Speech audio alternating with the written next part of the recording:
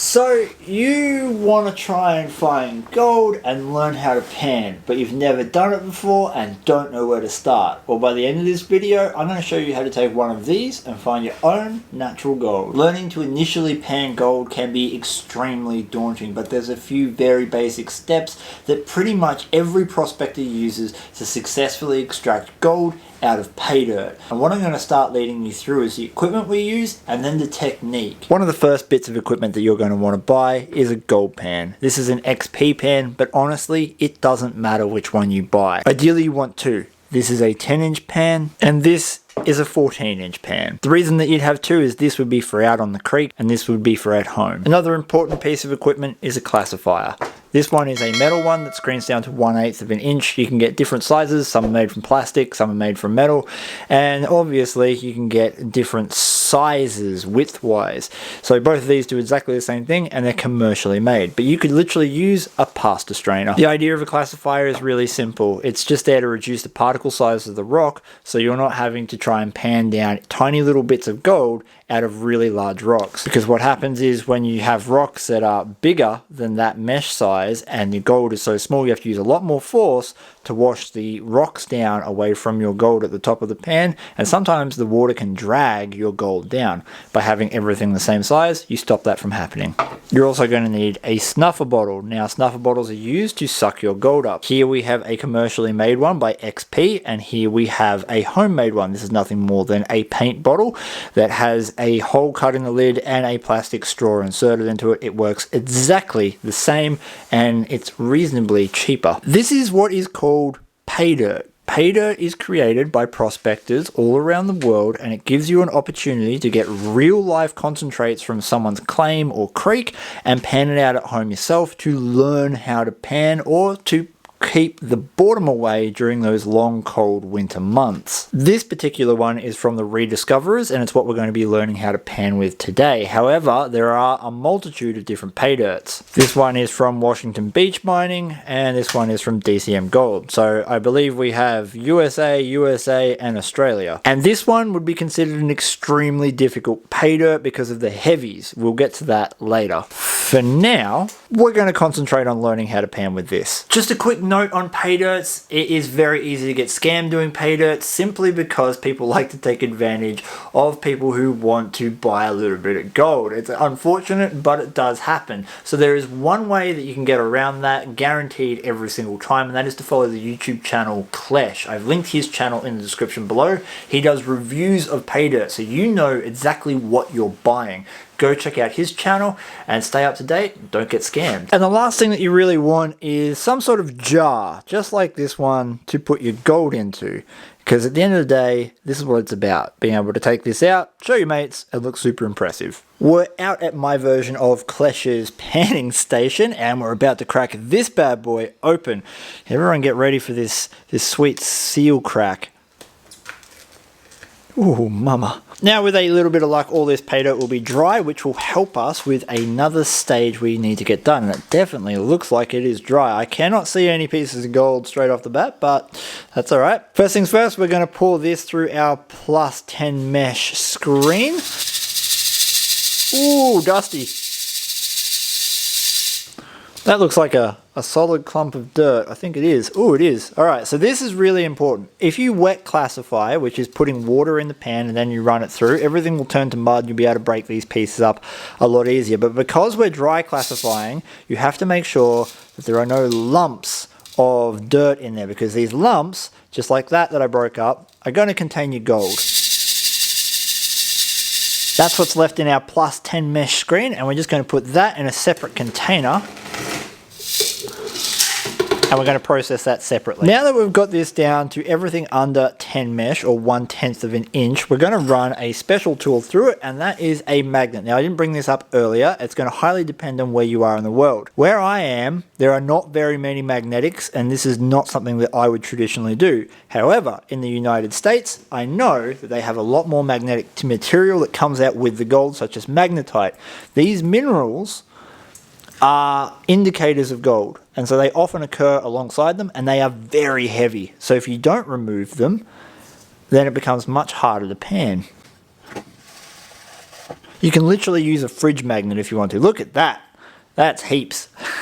Now you can do this wet. There is absolutely no problem with you removing the magnetics wet, but just bear in mind that it does tend to also trap gold as you remove the particles of magnetics from the wet soil. So doing it dry is just that little bit more efficient. That's all of our magnetics removed. I will double check that at the end, but for now we have our -10 mesh, and everything in this container is our +10 mesh. So any gold nuggets are going to be in here, and I'm assuming that most of our gold is going to be in the pan. Ooh, welcome to the disaster that is my shed. In this hand I have all of our gold, well probably most of our gold, and in this hand I have some dishwashing detergent. Dishwashing detergent doesn't create bubbles, but it's highly toxic to dogs, so I don't normally use it except that in this tub. We add a couple of drops of this dishwashing detergent to the water because gold is hydrophobic. That means it's scared of water pretty much. So basically what happens is because it's scared of water, it tends to float. I know that sounds really dumb because gold's really heavy, but once you get it down to the pure element of gold, you'll start seeing little pieces float on the surface tension of the water, and this detergent breaks that surface tension and stops that from happening, and it doesn't cause any bubbles, so you can still see what's going on. By the same token, this stuff is also going to be hydrophobic because it is so dry, so we need to get it nice and wet first. Alright, so that's our dirt. It's all nice and wet now, so we're not going to have any pieces floating because of that hydrophobia. Now the panning process. This is the part that can be a little tricky to first learn, but stick with it and you'll get it. Gold is 19 times heavier than water. It's likely the most heavy thing in this entire pan. Therefore, it's going to sink right to the bottom. And what we have to do is force it into a corner. And I hear you, Chris, it's a circle, there's no corners. Well, there is. So this is a flat bottom pan. You can see that this bottom here is completely flat, and right here where the riffles are is what we call the front edge. That section just there is the most important part of your entire pan. You want all of your gold in that corner. So the corner of the bottom to the wall of riffles. If we can force all the gold into that corner, it's not going anywhere because of how heavy it is. This is why we remove the magnetics, because they're just as heavy. Well, not quite. They're 11 times heavier than water. First thing we do, get a little bit of water in our pan. You can see I've got it about 1/3 full. I'm going to shake it side to side and very gradually tip the pan forward over the riffles. Some of the water is going to fall out and that's fine. Now I want to shake the dirt. I'll tip the water out so you can see. You want to shake the dirt until some of it just starts filling that last riffle. At this point, you're going to put it in the water and we're going to do what's called stratifying. Stratifying is the process of making all the heavies sink to the very bottom and all the lights come to the top. This is what happens naturally in a creek bed. So we shake only side to side. If we shake or swirl around and around, we spread the gold and the heavies over the bottom of the pan. We don't want that, we want them all in that front corner. So we shake side to side for perhaps 5 to 10 seconds, depending on your comfort level at the time. We're shaking side to side. You can see everything's loose and fluid. That's another really important point. If you're seeing material get stuck together and not moving, then you haven't stratified properly. You need to get your fingers in there and massage it around until it gets all loose and goosey just like that. Once you think everything has been successfully stratified, we're going to start a lift and dip process. There is some nuance to this. We're going to dip our pan in and lift it up. And you can see some of that material starts coming forward. Now ideally you only want to dip the pan in so the water covers everything except for that front riffle, that very first one. So I dip in, it doesn't cover that first riffle, and only the stuff at the front is moving. Now I would do this perhaps 5 times and then re-stratify. When we re-stratify, we dip the pan on less of an angle and we shake it so more of the dirt covers the bottom of the pan, because we're trying to force any gold that accidentally got up here back down those riffles. Then we repeat the process, lift and dip, lift and dip. As time goes on, your skill and your technique is going to improve. So I now do more of a front and back motion. It allows me more control to just take the dirt off the very front riffles, but this takes a little bit of time and practice to learn. So when you're first starting, lift and dip, and you'll see it come off. And now we're just going to repeat that process until we're left with a teaspoon or a tablespoon worth of concentrates.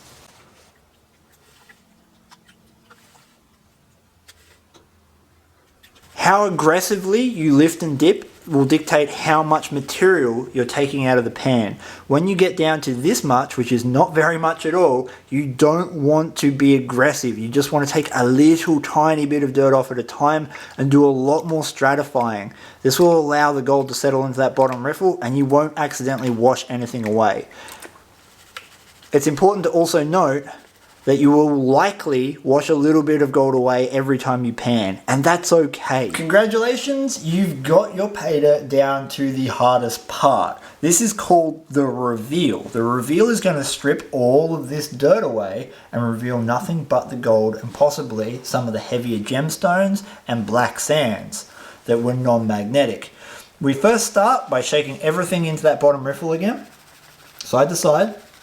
And the funny thing is you're probably going to have a pressure difference in your hand from shaking, and usually the gold will end up on one side or the other, not the middle, unless you're very consciously trying to get an even side to side shake. Often mine ends up on the right hand side. Then what we want to do, facing or tilting the pan down and away from you, is to do a few short sharp taps right at the top. This helps walk the gold to the very back of the pan and bring all the lights to the top and front. Here's where it gets tricky. You want to start with your pan in a flat neutral position. Then I want you to tip so the water comes down about halfway towards you. This is your neutral position. What we're going to do from this position is tilt the pan back down so we reverse the position and then quickly pull it back. And as we do that, you're going to see the light dirt start to walk down the pan. You can see it coming down both sides here. There's a little bit of nuance again with this technique, and you'll probably end up developing your own. And what I want you to do is not pay so much attention to the pile of dirt. I want you to pay attention to the corners and the front edge, because you're going to start seeing gold walk down the pan. And when you see that, you've got to push it back into the pile or put the water back over it and just do a couple of taps. Now there are a lot of shiny things in this pan like this. Some of these pieces here are called mica or fool's gold. It's sparkly and it's shiny, and when it's not wet it doesn't look like that. This here is a fool's gold crystal or a pyrite crystal. So in a certain light like that it looks like gold, but then see how my hand changes position and it goes back to a dull rock. Gold will always look gold irrespective of the orientation. Alright, we have some nice looking gold. Look at that. This looks like good pay dirt. Oh damn, that stuff's chunky. So this is gold. Look at that stuff. So you can see now that I've got a few pieces that are trying to go down with these lighter materials. So we're going to tip the water back over the top.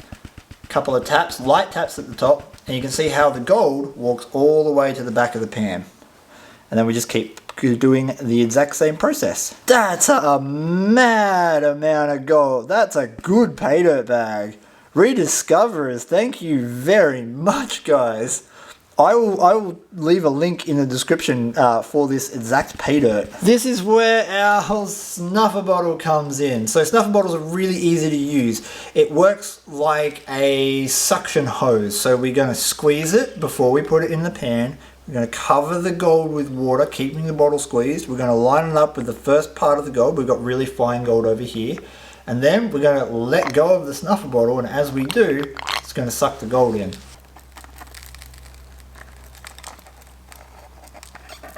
Now we're going to see if they gave us any nuggets in this pay dirt. But don't worry about using much force for anything over 10 mesh. Any piece of gold that's in the plus 10 mesh is going to be very difficult to wash out of your pan. Alright, did we get any big chunks?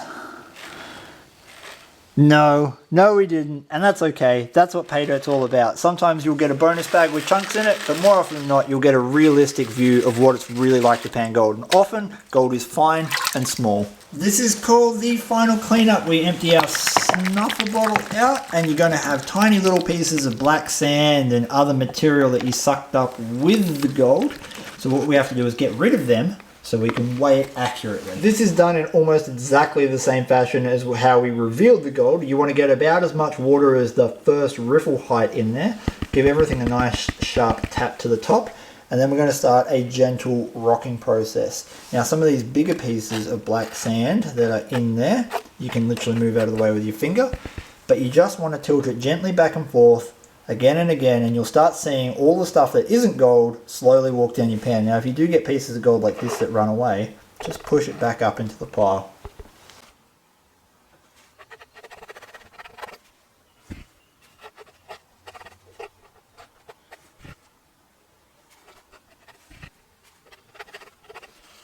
Right, we've separated, I would say, 99% of all the stuff that isn't gold out of the gold. So we shake it into the bottom corner, and we use the same snuffer bottle that we used to collect the gold to collect the dregs at the bottom.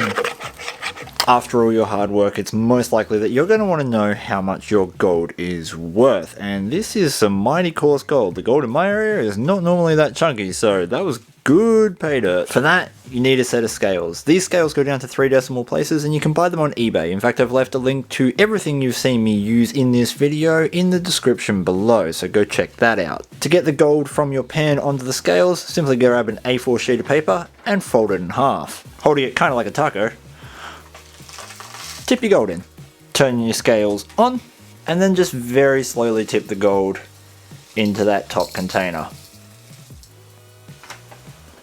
And here we have 0.484 grams of gold. I use a calculator called Gold Calculator Australia. There are various calculators that use all the different currencies right across the world, so you just have to Google and find your own version. 0.484 grams of gold is worth $38.62 at today's gold prices if the gold was 24 karat pure, and that means 100% pure, or 99.99. This gold most certainly won't be that. However, you can almost always resell natural gold like this to Paydirt vendors for 24 karat spot price. So there you have it. You have successfully panned down your first ever pan of gold, and hopefully there'll be heaps more of them in the future for you to enjoy. As I said earlier, if you want any information on the equipment I used and more, it's all linked in the description on YouTube, and I will leave a link on Facebook to the video on YouTube so you can check out the description there. And finally, pay dirt is not about making money. You'll very, very, very rarely even break even with pay dirt. It's about the experience and used as a learning tool. It's not every day you get to pan gold from other countries and try their soils and just have that sort of experience without actually traveling there. When it comes to gold prospecting in the wild, it's pretty much exactly the same process, but you'll be using other tools such as shovels and yabby pumps. And if you want to know anything about that, you can check out my channel where I have over 450 gold prospecting, metal detecting, and treasure hunting videos for you to consume. Right, I'll see you out in the creek sometime. Please give your dog a scratch behind the ears for me. Peace, and I'm out.